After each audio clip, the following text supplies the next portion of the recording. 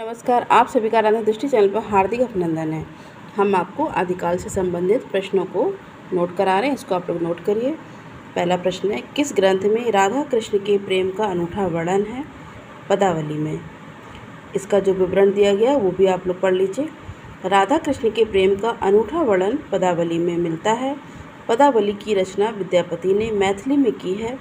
निराला ने पदावली के श्रृंगारिक पदों की मादकता को नागिन की लहर कहा है, जबकि मृगावती कुतुबन की तथा पद्मावत जायसी की और मधुमालती मंजन की रचना है।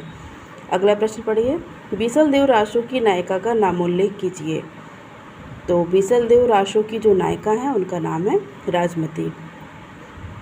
ये नरपति नाल की रचना है। ये वीर गीत काव्य है। इसकी कथा 4 खंडों में विभाजित है, जिसके प्रथम खंड में राजमती एवं विशल देव का विवाह, द्वितीय खंड में विशल देव का राजमती से रूठकर उड़ीसा का प्रस्थान, तृतीय खंड में राजमती का विरह वर्णन एवं चतुर्थ खंड में विशल देव द्वारा राजमती को उसके पिता के घर से वापस लाने की कथा वर्णित है।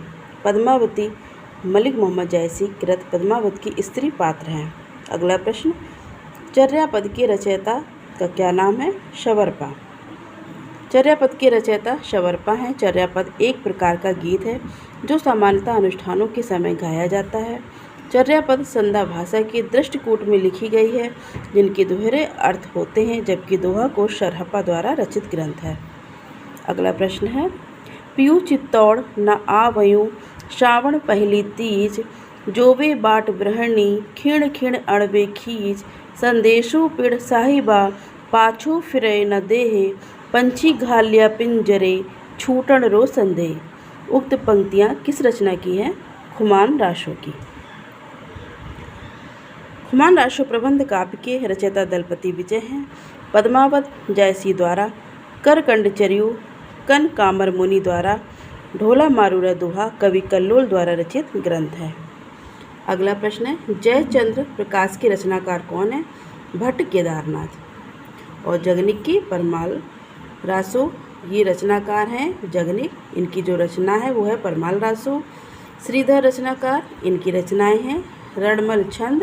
नरपति नाल की जो रचना है वो है बीसल देव रासो।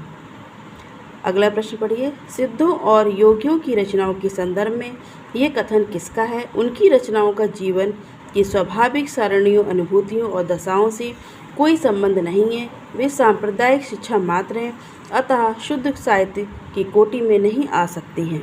ये रामचंद्र शुक्ल जी ने कहा है। अगला प्रश्न है, कुमारपाल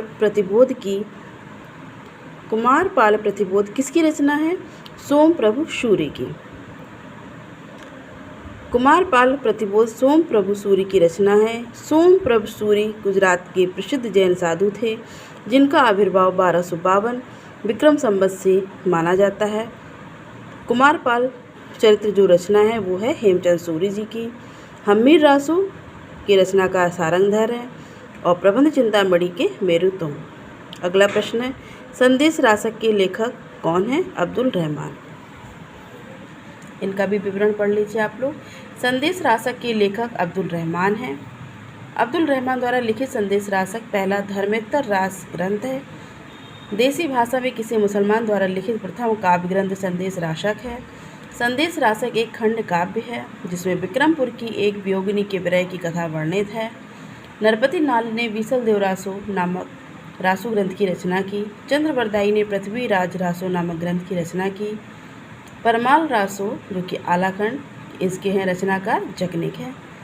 अगला प्रश्न है, विद्यापति की पदावली मैथिली हिंदी में रचित होने पर भी निम्नलिखित में से किससे प्रभावित है? बंगला। विद्यापति शैव संप्रदाय के कवि थे। भाषा की दृष्टि से विद्यापति द्वारा रचित ग्रंथ कौन कौन से हैं? संस्कृत में जो ये भी इनकी रचनाएं हैं वो हैं शैव सर्वस्वसार, गंगा वाक्यावली, भू परिक्रमा, दान वाक्यावली, विभाग सार, लिखनावली, दुर्गा भक्त तरंगिणी। और हट्ट भाषा में जो लिखी गई हैं वो है कीर्तिलता, कीर्ति पताका, मैथिली भाषा की पदावली, गोरच विजय। बच्चन सिंह ने विद्यापति को जाति कवि कहा है। हजारी प्रसाद द्विवेदी ने विद्यापति को श्रृंगार रस के सिद्ध वाक कवि कहा है। विद्यापति कृत कीर्तिलता की रचना भृंग भृंगी संवाद के रूप में हुई है।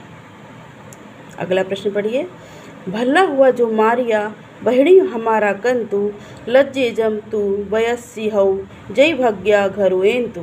ये प्रसिद्ध पंक्तियाँ इनमें से किस कवि की हैं? हेमचंद्र जी की। हेमचंद्र गुजरात के सोलंकी राजा सिद्धराज जयसिंह और उनके भतीजे कुमारपाल के राज दरबार में रहते थे। हेमचंद्र प्रसिद्ध जैनाचार्य थे और इनके व्याकरण ग्रंथ का नाम सिद्ध हेमचंद्र शब्दानुशासन है। हेमचंद्र का ये व्याकरण सिद्ध हेम नाम से प्रसिद्ध हुआ। इसी तरीके से रोज़ हम 10 प्रश्न आप लोगों को विवरण सहित पढ़ाएंगे। ठीक है, आप लोग इसको ज़रूर नोट करिए, पढ़िए, इसको समझिए। और जो जूनियर एडिट की जो भर्ती आने वाली है, आगामी जो परीक्षा है, जो जैसा हमने पिछले वीडियो में बताया हुआ था कि 60,000 वैकेंसी आ रही हैं, तो आप लोग निरंतर अभ्यास करते रहिए।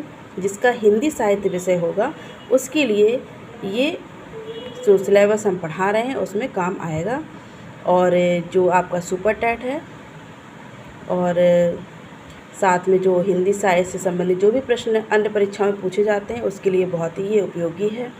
आप लोग इसको अधिक से अधिक शेयर करिए। आप सभी लोगों का बहुत बहुत धन्यवाद।